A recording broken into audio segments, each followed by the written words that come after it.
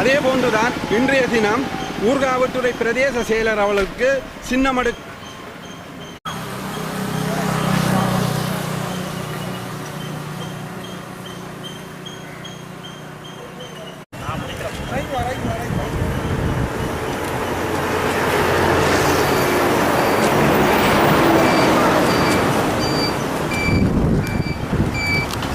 என்னென்றால் எங்களுடைய அமைச்சருக்கு முதலாவது வணக்கம்.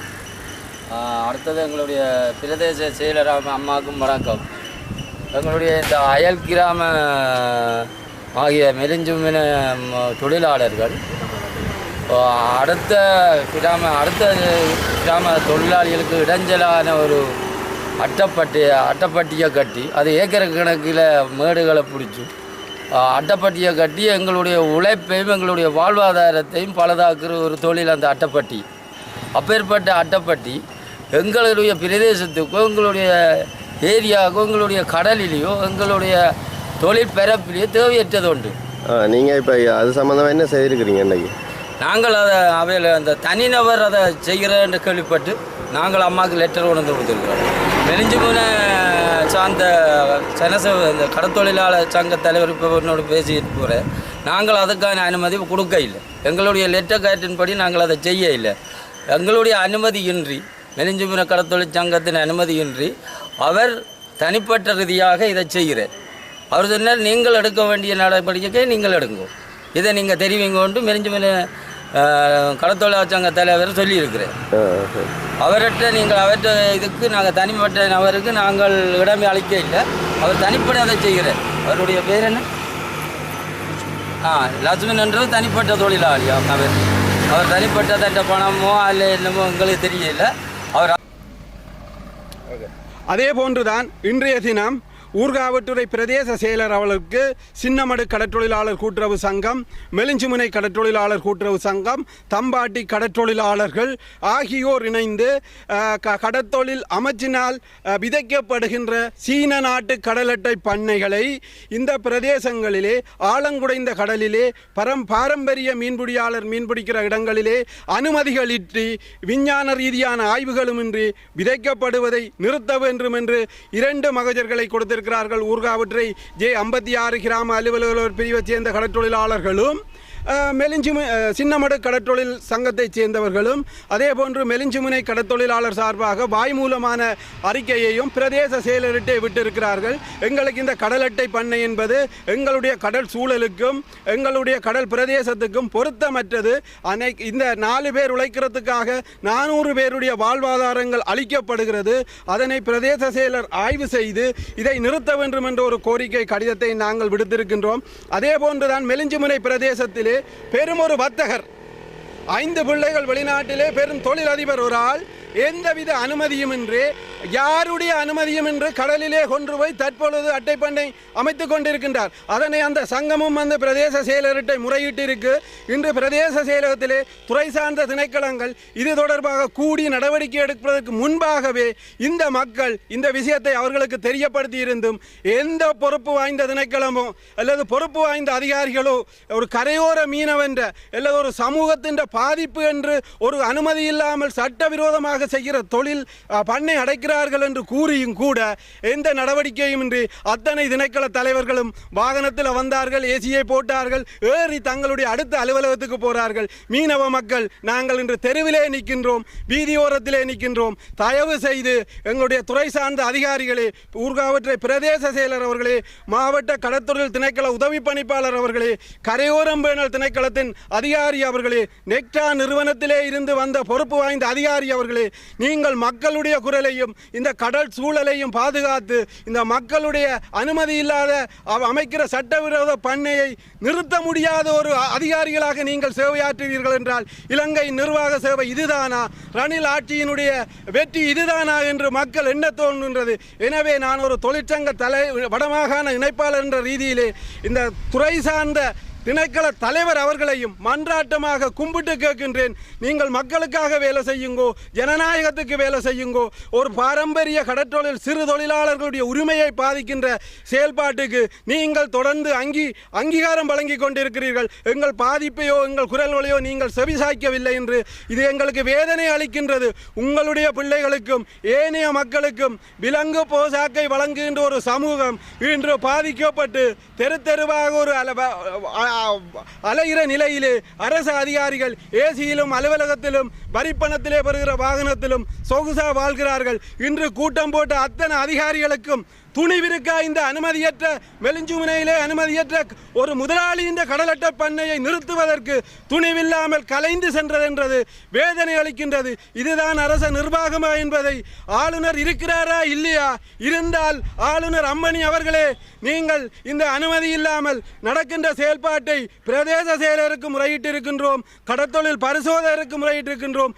இன்றைய தினம் இந்த கடத்தொழில் சார்ந்து திணைக்கள தலைவர்கள் ஒரு கலந்துரையாடலை ஊர்காவற்றை பிரதேச செயலகத்திலே செய்திருக்கின்றார்கள். ஆனால் அனைவரும் எங்களுடைய கோரிக்கையையும் இந்த பிழையையும் முதலாளி வர்க்கத்துக்கு எதிராக எடுக்காமல் இவர்கள் செல்கின்றார் என்றால் எங்களுக்கு மிகப்பெரிய சந்தேகம் எழுகிறது. எனவேதான் மீண்டும் ஒரு முறை மக்களுக்காமன்றி வேலை செய்கிற அதிகாரிகளே, நீங்கள் மக்களுக்காகவும் சூழலுக்காமன்றியும் உங்களோட செயல்பாட்டை நீங்கள் பணிபுரிய வேண்டும் என்று மன்றாட்டமாக நான் கேட்டுகின்றேன் வடக்கு கடற்றொழில் சமூகம் சார்பாக. நன்றி.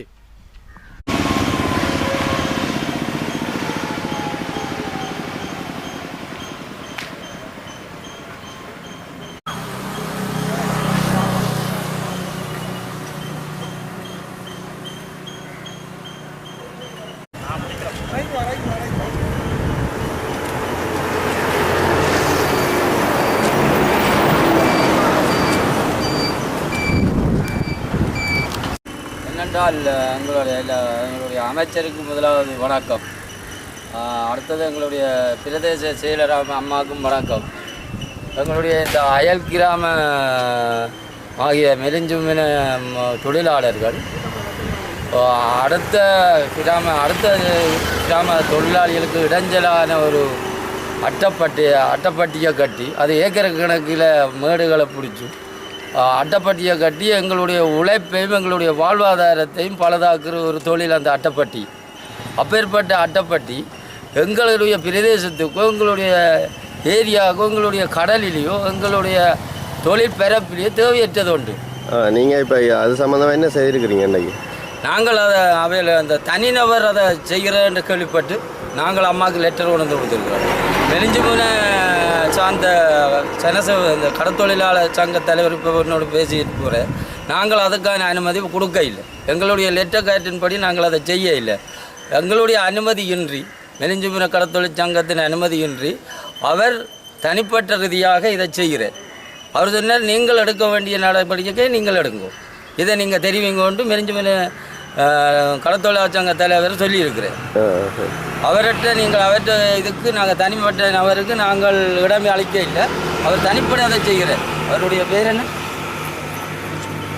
லட்சுமணன் என்றது தனிப்பட்ட தொழிலாளி. அவர் தனிப்பட்ட தட்ட பணமோ அல்ல என்னமோ எங்களுக்கு தெரியல. அவர் மேற்கு அம்பிகை நகர். நான் நடராஜா துரசிங்கம். நான் ஒரு கடத்தொழிலாளி. எனக்கு வயது 68. நான் இப்போ 19 வருஷமாக இந்த சிறுவில் மேற்கு பிரிவில் களங்கண்டி 5 கூட்டம் கட்டி வருகிறேன். இப்பொழுது அவர்கள் ஒரு 10 நாளுக்குள் அந்த களங்கட்டு வேலையை எங்களோட வேலி வேலையோட பக்க சார்பாக வரிசையில் பட்டி மாறி தடி நட்டுள்ளார்கள். ஆனால் அவர்களே நட்டார்கள், யார் நட்டார்கள்னு எங்களுக்கு தெரியாது. எங்களோட அதை பற்றி அவர்கள் கதைக்கையும் இல்லை. நாங்கள் தடியை என்னென்று அவர்களை தடியை பிடுங்கி எறிஞ்சால் பகமை வருமோன்னு சொல்லி தெரிஞ்சும் நாங்கள் அதை செய்ய இல்லை. அதுக்காண்டி நாங்கள் மெலிஞ்சுமுனை சங்கத்துடன் தொடர்பு கொண்டோம். மெலிஞ்சுமுனை சங்கம் சொல்லி நாங்கள் அந்த அதிகாரம் வழங்கப்படவில்லை ஆனபடியாக இப்போ நாங்கள் மெலிஞ்சுமுனை சங்கத்துக்கு கடிதம் கொடுத்துருக்கின்றோம். எங்களை உதவி திட்ட பணிப்பாளருக்கு கடிதம் எழுதியுள்ளோம். வேலட பரிசோதகருக்கு நாங்கள் கடிதம் கொடுப்பதற்கு ஆயத்தமாக இன்று செய்வோம். இன்று எல்லாத்தையும் நாங்கள் கையளிப்பதற்கு ஆயத்தமாக இருக்கும் பொழுது இன்றைக்கி ஒரு மீட்டிங் இருக்கிறதாக எனக்கு ஒரு அழைப்பு வந்தது. அந்த அழைப்பை ஏற்றி நான் அந்த மீட்டிங்கு வருகை வந்துள்ளேன். இங்கேயும் எங்களோட ஊராட்சி உதவியாளர் சங்க அதிபர் ஊடாக நாங்கள் எங்களோட நடந்த சம்பவத்தை தெரிவித்திருக்கின்றோம். ஆனபடியால் எங்களுக்கு அந்த களங்கட்டி இடைஞ்சல் இல்லாமல் அவர்கள் அட்டைப்பண்ணை அமைப்பது அவர்களுக்கு கஷ்டம். எங்களுக்கு எங்களோட அட்டைப்பண்ணை அமைக்கிறதுக்கு அங்கால அவர்கள் எங்களோட களங்கட்டிக்கு அங்கால அவர்கள் அட்டைப்பண்ணை அமைத்தால் அவர்களுடைய அட்டைப்பண்ணை அமைக்க முடியாது. எங்களோட கடல் பகுதி ஒரு பாகம், அதுக்கு மேலே அவர்கள் அந்த அட்டைப்பண்ணை அமைச்சால் அவர்கள் அட்டையும் வளராது, அவர்கள் அட்டைப்பண்ணை வளர்க்கவே முடியாது. அப்போ எங்களோட களங்கட்டிக்கெல்லாம் அவர்கள் அட்டைப்பண்ணை வளர்க்க வேண்டிய நிலை அவர்கள் கொண்டு வந்து தடி நட்டுள்ளார்கள். அதனால் எங்களை அட்டைப்பண்ணி அந்த தடியை அவர்கள் அகற்றி எங்களுக்கு கடத்தொழில் செய்வதற்கு அதனால் எங்களோட கடத்தொழில் பாதிப்பு அவர்கள் பட்ட எங்களோட கடத்தொழிலுக்கு வர கணவாயோ மீனோ நண்டோ எங்களை உள்ளே ஏறி இறங்கி சாயறதுக்கு இடமில்லை, வாழ்வாதாரம் பாதிக்கும். அதனுடைய அதை அகற்றும்படி தாழ்மையாக கேட்டுக்கொள்கின்றோம். வணக்கம். நான் மெலிஞ்சமனை முன்னாள் தலைவர் மடத்திஸ் பெனடிட். எங்களுடைய பிரதேசம் ஊராத்தர உதவி அரசாங்க அதிபர் உட்பட்ட இடம். அதாவது எங்களுடைய கடல் பரப்பில் செயற்கை தொழிலால் பாதிக்கப்படுறது மக்கள் அன்றாட வாழ்க்கைக்கு கஷ்டப்படுகிறார்கள். அட்டவணைப்பு என்ற ரீதியில் நாங்கள் இதுவரையில் மெலிஞ்சமன கடலில் நாங்கள் எந்த விதமான அசம்பாவியம் செய்யாமல் மக்கள் நீண்ட காலமாக தொழில் செய்து வந்தார்கள். இன்று ஒரு அட்டவணை பொண்ணு அதை சங்கம் மூலமாக அனுமதி இன்றி ஒரு சிலர் தங்களுடைய சுயநல லாபத்துக்காக வேண்டி வர்த்தக செய்யக்கூடிய ஒரு தன்மையிலே தங்களால் செய்ய முடியும் என்ற ரீதியில் ஒரு சங்கத்திலேயும் எந்தவித அனுமதியுமின்றி என்னால் செய்ய முடியும் என்ற ரீதியில் ஊருக்குள்ளே இருக்கிற ஒரு பெரிய மனுஷன் என்று கணியக்கூடிய ஒரு நபர் இதை சில பாமர மக்களை கொண்டு வழி நடத்தி வரார். இதால் எங்களோட கிராமத்தில் சகோதர தத்துவம், பொருளாதார தன்மை, அதாவது நான் என்ற அகங்காரத்தோட நாம் என்ற பண்பாடு இன்றி நான் என்ற ஒரு அகந்தையில் அவர் செயல்பட்டு வரார். அவருக்கு 5 பிள்ளைகள் வெளிநாடு. அவர் இன்றியமையாத ஒரு வர்த்தகர், ஒரு முதலீட்டு செய்யக்கூடிய ஒரு தன்மை உள்ளவர். தொழிலாளிகளுக்கு இவர் செய்கிறது 4 பாமர மக்கள் 10 பாமர மக்களை பின்னால் தூண்டிவிட்டு அந்த அட்டை வளர்ப்பை உங்களோட பேரில் எடுங்கன்னு சொல்லி நாளைக்கு இவர் செய்ய போகிறார் என்றால் அன்றாட வாழ்வை இன்மை இல்லாத தன்மையில் வர இவர் தனக்கென்று வேண்டி இவைக்கு ஒரு சொற்ப காசை கொடுத்து போட்டு தன்னுடைய பண்ணையாக்கக்கூடிய ஒரு தன்மையில் தான் இப்போ நடந்து வருது. இதை மக்கள் சரியாக உணர வேணும். இனி அடுத்த பிரச்சனை, எங்களோட ஊரில் இயற்கையாக பாசி அடையுது, கடல் வளம் அழியுது. நிலவளத்தில் இருந்து தாமரையாக, அதாவது தானியங்கள், நிலவள தானியங்கள், கடல் உள்ள தானியம் மொழியாக அழியுது. ஏன்னா எங்களோட ஊரத்தில் இயற்கையாக பாசி அடையுது. அது யாராலும் தடுக்க முடியாது. இல்லை அண்மையிலே அமெரிக்கா ஜப்பானில் இருந்து நிருபராஜ் என்ற ஒரு அதிபர் பார்த்து இதெல்லாம் அட்டை வளர்க்க இயலாது, இந்த பாசியால் அட்டை வளராது, இதால் அழிவு ஒழியாக வராதுன்ற ரீதியில் என்னுடைய தலைவர் என்ற முறையில் என்னுடைய செயலாட்டையும் சொல்லப்பட்டது. இன்று அடாவடித்தனமாக இதை செய்யின. இதால் பாமர மக்கள், என்னுடைய காலம், எனக்கு 73 வயது, என்னுடைய காலம் முடிஞ்சது. வருங்கால சந்ததி அழிவுக்கு ஏற்ற வகையில் இவை நடைமுறை செய்யணுன்றதை நான் உண்மையிலேயே இதில் ஆணித்தரமாக உறுதியாக சொல்ல விரும்புகிறேன்.